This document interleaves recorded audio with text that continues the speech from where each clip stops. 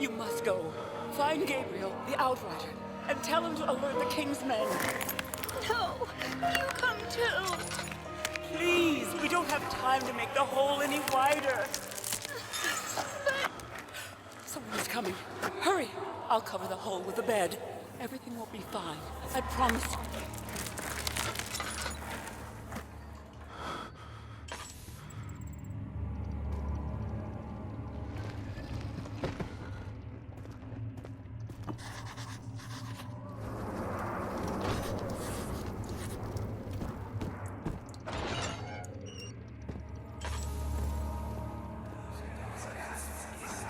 Where is she? Where did she go? No, I won't tell. I'll never tell you. You're just making things worse. Look, this is no place for a young girl all by herself. She could be hurt or worse. There's no telling what horrors await down there.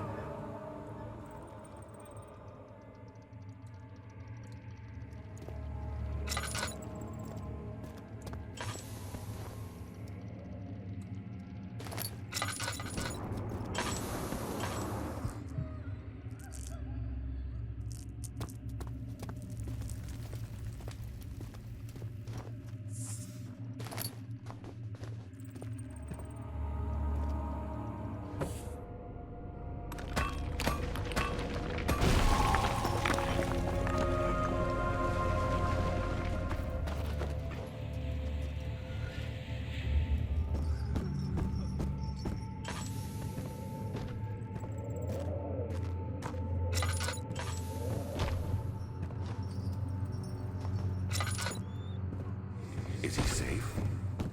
Well, it's for his own good.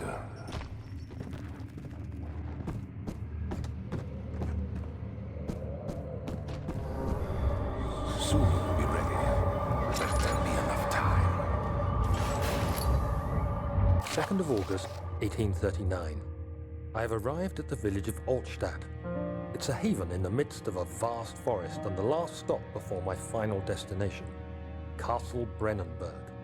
It's late in the evening, and the Outrider, who has been with the coach since Bremen, advised me to wait until morning before I venture further. I've arranged for a bed at Der Müller, the village's only inn, and am now waiting for the sun to rise. I try to sleep, but as I close my eyes, I see the men who fell victim in London. My fear and shame forces me to witness the same scenes over and over. They are dead because of me. He escaped? Where is he now?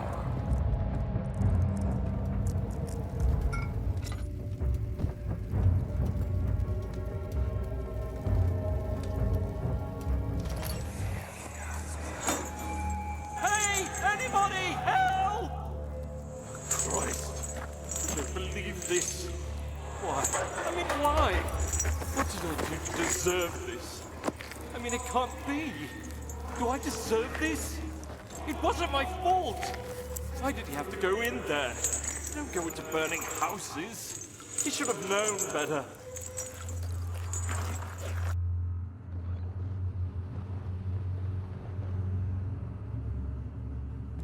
August 1839. I feel like I have fled the world and all its worries. Brennenburg is a majestic creation perched upon a forest-clad hill with towers reaching well above even the highest pine trees. Following the winding road leading to the gates gives the impression of discovering something forgotten, as if journeying with Marco Polo to the hidden Xanadu. Alexander, the Baron, is a peculiar but gracious man. He seems well versed in worldly matters and is not at all as eccentric as I assumed. My room is exquisite, and I'm confident that no hotel for miles could even hope to match it. As the sun sets on Brennenburg, its fairy tale varnish turns to an eerie gloom. Alexander's strange servants are never far away. They are a quiet lot, and their behavior could only be described as skulking. Alexander seems pleased by my presence. As he puts it, it seems like I got here just in time.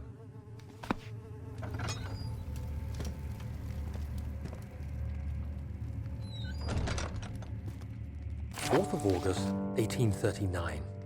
The nightmares woke me in the early morning, and for a moment I forgot where I was. Shortly after, there was a knock on my door. Alexander had heard my screams and asked me to join him in the parlor. As we drank our tea, Alexander began to tell me what he knew. It seems like the orb I found casts a long and dark shadow. It's not only a powerful item, but a dangerous one. Simply by touching it, you invoke the powers within, and if you are too weak to control it, it will devour you.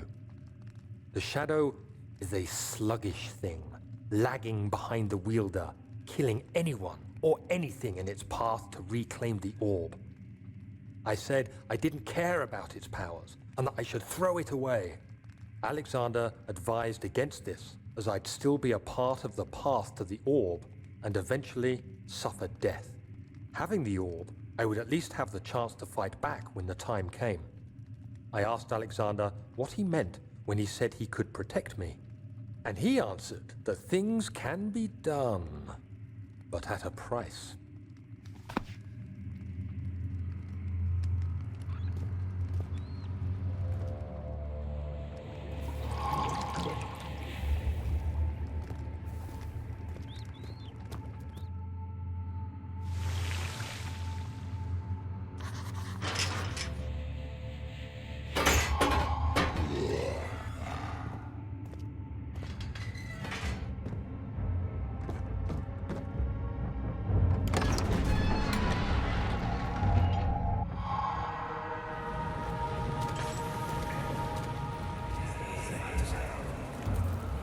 So you used the drain sewers as a means of transport?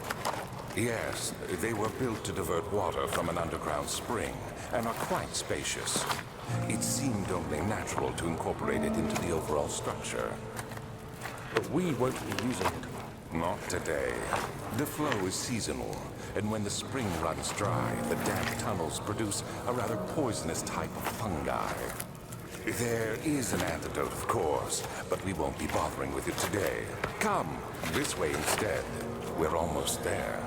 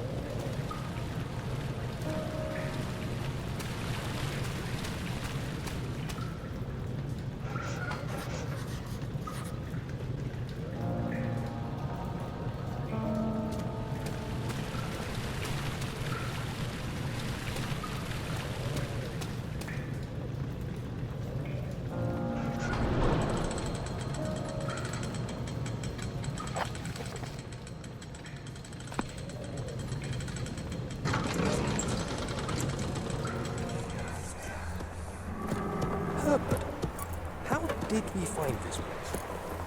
An old friend back in Algiers gave me a map. Why isn't he with us? Didn't he want to come?